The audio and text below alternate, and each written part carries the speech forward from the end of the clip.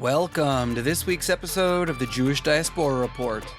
On this week's episode, we look into Hamas's purposeful humanitarian crisis. Let's get started.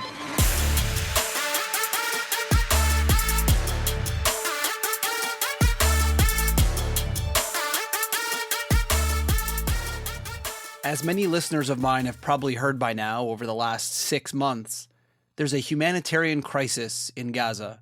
We've been hearing this pretty much since the beginning of this whole conflict, before the Israelis even stepped foot in Gaza.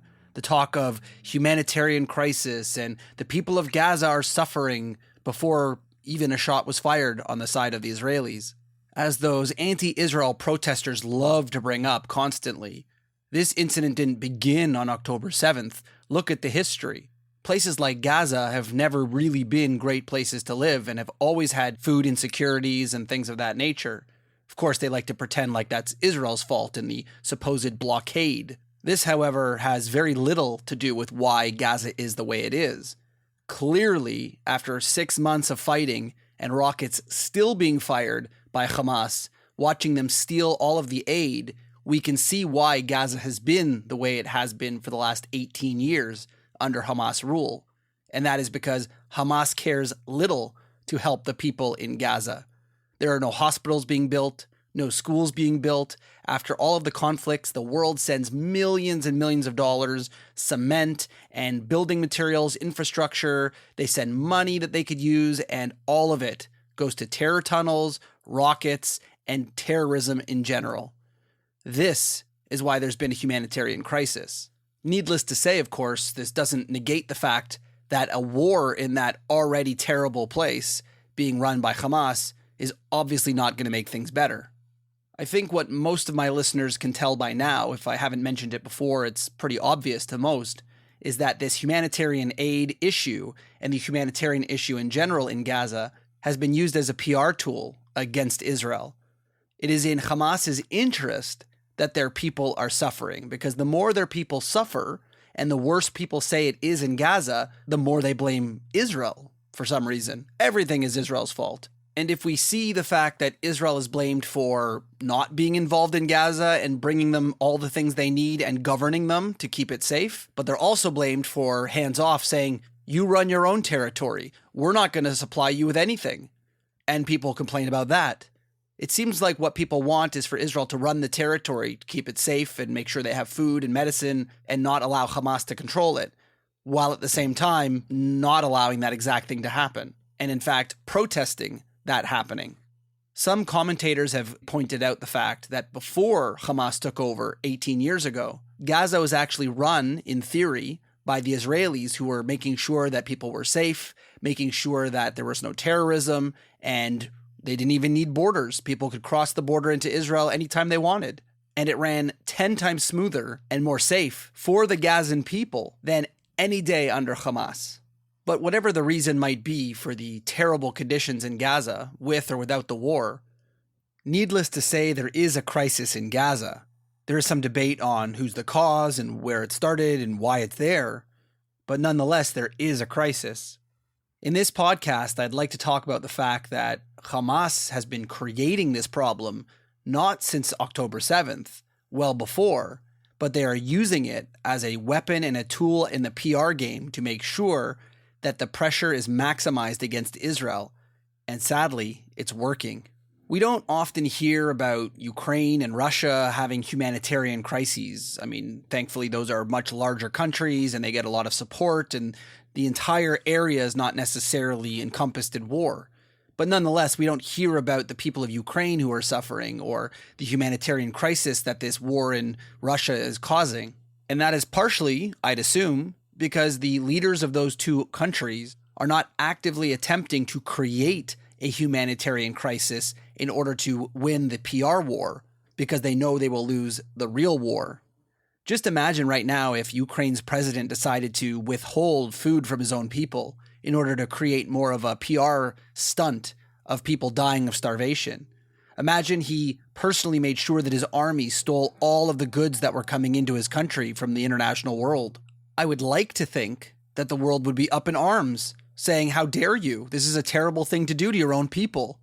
We, of course, wouldn't expect it from a normal country like Ukraine.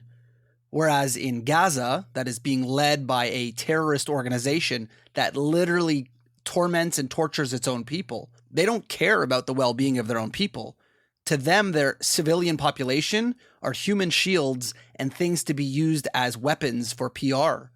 This is why we don't hear about this anywhere else in the world, essentially. No other group or organization that runs a country is happy to kill its own people. That takes next level type terrorist stuff in order to put your own cause above the people that you claim that cause is supposed to be supporting.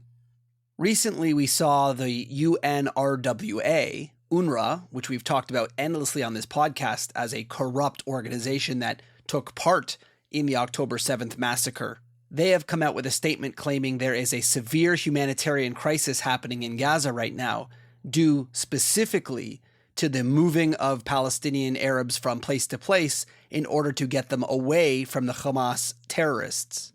I just want to point out the absolute irony. If you haven't listened to our podcasts on UNRWA, please go back and listen to them. This is an organization that has been proven over and over again to be in bed with Hamas, run by Hamas, and completely involved in terrorism.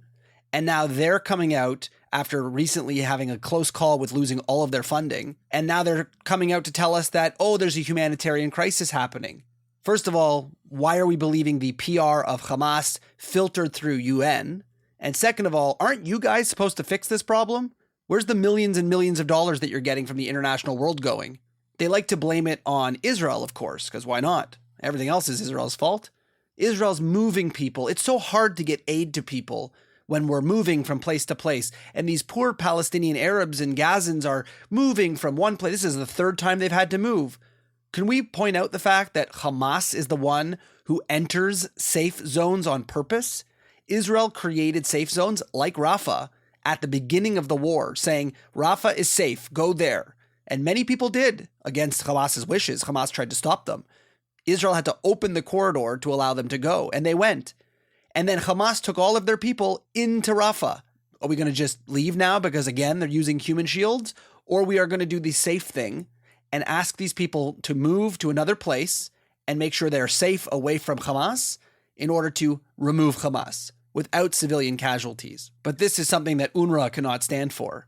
They ignore the fact, and by the way, the media is also ignoring the fact, that over 2 weeks ago, Israel and some Arab partners have put together temporary living situations in these new safe areas with tents that are way better than the makeshift stuff they have outside of Rafah that they had to make themselves. These are official tents with doctors on staff, with food being supplied right on the coast with easy access to medical care and food, and yet no one's talking about it. We're asking them to move to a better place than they're in now, and it's like the worst thing that anyone's ever done. How hard would it be for UNRWA, if they weren't corrupt, to go to those places that they know have been set up and set up your food, set up your medicine? But instead, UNRWA is actually pushing to keep people in Rafah because they say it's easier to hand out food in Rafah than it would be at an actual displaced persons camp set up by various countries with proper food and nutrition and medicine.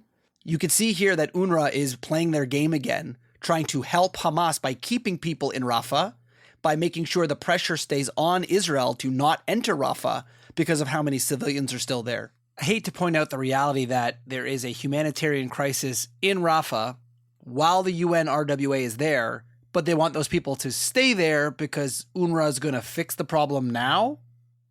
So needless to say, we can admit that there's obviously some kind of challenges happening in Gaza, whether it's moving people, giving them food, giving them shelter, all of that stuff. No one really seems to ask why. Why is there such a challenge going on in Gaza with aid? You'll hear from the anti-Israel side that Israel's blocking and stopping aid, the most recent events being that Israel finally retook the Rafah border between Rafah and Egypt because it used to be controlled by Hamas, which is how they smuggle in their weapons and choose who comes in, which trucks can come in and where they go. Israel has now taken it over and they treat it like it's a bad thing. The media and the world act as though that now that Israel's taken over the southern border, all of a sudden all aid has stopped. No aid can get in. Israel's finally sealed it. Nothing's coming from the north. Nothing's coming from the south. This is a lie. What I'll say is, and we've all seen videos of this, and if you haven't, you can see them all over the internet, Hamas that controlled the Rafah border would get the truck that comes in from Egypt. They would put their armed men on top of them and they would drive them to their warehouses where they keep all of their goods, and they would sell them to people at massively inflated prices. This is what was happening. And this is why Israel took over Rafah border, so they can now allow all of the trucks in and it doesn't go to Hamas. If Hamas really cared about the humanitarian crisis and didn't want that to be happening, they would not be stealing trucks and selling that stuff back to people. Apparently, there are stories of UNRWA workers who have houses filled with aid that they can sell at exorbitant prices. The corruption runs really deep. We can see here that Israel is not only solving the problem by sending in aid, but they're even opening up the borders that were being held closed by Hamas. And this can't happen, according to Hamas, because what we saw recently is an even bigger escalation of how they want to stop people from getting aid in order to create a humanitarian crisis. A few weeks ago, stories were coming out about how Hamas targeted purposefully with mortars from Rafah the American floating port that the Biden administration is having put in. Many of us, including myself, have said how crazy an idea this is, that the U.S. is building a seaport, temporary, in order to allow aid to come in from Cyprus through boats, which is the quickest way to get it in. However, the problem is most of us with half a brain realize that this doesn't help Hamas's PR, and Hamas will not stand for this. And as we saw, Hamas has now twice or three times shot mortars at the American soldiers who are building that port in order to bring aid in. Why are they doing that? Do they just hate Americans so much that they can't stand them helping? Or is it the fact that they don't want that aid to come in? The aid that's coming in is detrimental to the PR campaign that they are trying to wage by starving their people to have good photos and videos in order to make sure Israel stops their war. And this goes one step further because they also shot mortar shells at the border crossings with Israel in the north in order to stop those borders from opening with aid. As we see the aid ramping up, and the Israeli PR is doing a pretty decent job, not great, but decent job, of how many trucks are going in with fuel, how much medicine's going in. We have stuff coming from Jordan, from Egypt, from all over the Middle East, coming through Israeli ports, in through the border, into Gaza. And Hamas doesn't want that. So Hamas has been shooting mortar shells at the border crossings. They've actually, unfortunately, killed 3 Israeli soldiers who were at the border in an attempt to destroy the crossing, to not allow trucks to come in. I ask again, for a group that wants humanitarian aid so badly that they're crying out to the world to go protest, we need aid, we're starving here. Why are you attacking border crossings that has stuff coming in for your people? If that doesn't clearly show you what their motivation is here, I honestly don't know what does. The reality is people on the anti-Israel side could never hear any of this or believe any of this. But it's true. Their actions on the ground are proof positive that they are trying to starve their people into submission, so that way the world will allow them to survive as a terrorist organization who's a government, and they will let everybody die to get that goal. And like I said earlier, it seems to be working. The pressure that is being put on the Israelis right now, especially by the United States, is absolutely unbelievable. They have the most intelligence out of everybody in the entire world. They know what's happening. They know what Israel is doing. They know Hamas is a recognized terrorist organization who cares nothing for its people. And yet, for some reason, they are falling for this BS because of an election. Oh, well, I want to seem like I'm hard on Israel, so I'm going to go against Israel, even though we know what they're doing on the ground. You can argue, sure, is it good to go into Rafah or not go into Rafah, whatever. The fact that Israel is supplying aid that they know is being stolen by the people who are fighting against them. That's like, why not just go and drive a truck right to Hamas's door and say, here you go, here's some weapons, here's some medicine, here's some food for your fighters. Why? Let's cut out the middle person. Let's not even pretend we're going to send it to the people of Gaza. The Americans know it's going directly to Hamas. They're not stupid. And yet the Americans, for whatever reason, keep pressuring Israel to send more and more and more and more in, and aren't willing to call out Hamas for what they're doing. And they're going even further to condemn Israel and to apparently start to threaten Israel and say, we're not going to supply you with weapons for your offensive in Rafah. We've talked about this on the podcast before. The idea that the more that the United States turns its back on Israel for political points, the more Hamas digs their feet in and realizes this is working. I should starve our people even more. I should shoot rockets at another border crossing. Let's make sure there's more humanitarian crisis so that way I can put even more pressure on the Americans to do something about this. They are praising those stupid kids on campuses that know nothing about what's going on in the Middle East. And they're praising them because they realize that is the greatest tool they've ever had. Americans who are pressuring their government to do what a terrorist organization wants. Meanwhile, laughing their butts off at the fact that these people are apparently supporting a terrorist organization who are killing its own people, the same people that the people who are protesting claim to care about. It is completely backwards, and they are for sure laughing at how stupid these people are. In the end, the humanitarian crisis that we've been hearing about since literally the beginning of this war, they're going to run out of food, they're going to run out of gasoline, there's going to be no electricity, people are going to die. We've literally been hearing that, no joke, since week 2, 6 months ago. And yet, amazingly, Hamas is still firing rockets, still holding up in Rafah.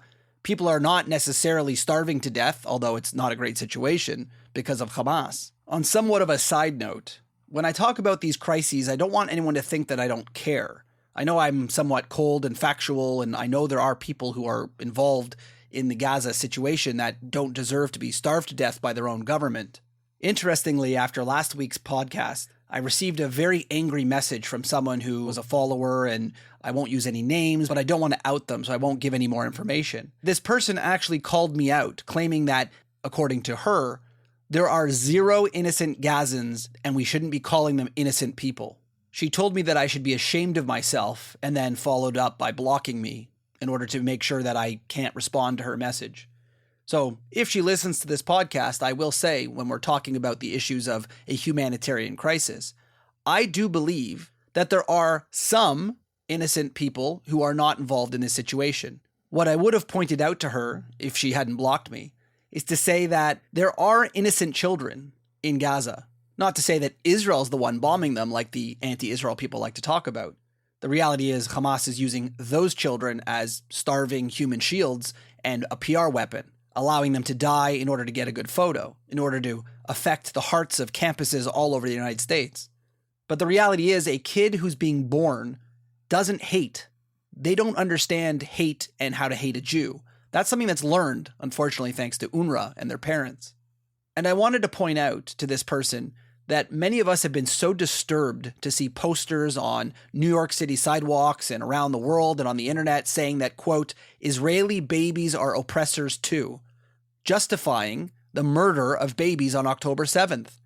And if we aren't going to be hypocrites, we cannot say that their children deserve to die because they are not innocent, whereas we expect our children to not be killed because our children are innocent. It's a hypocrisy that I just can't stand for.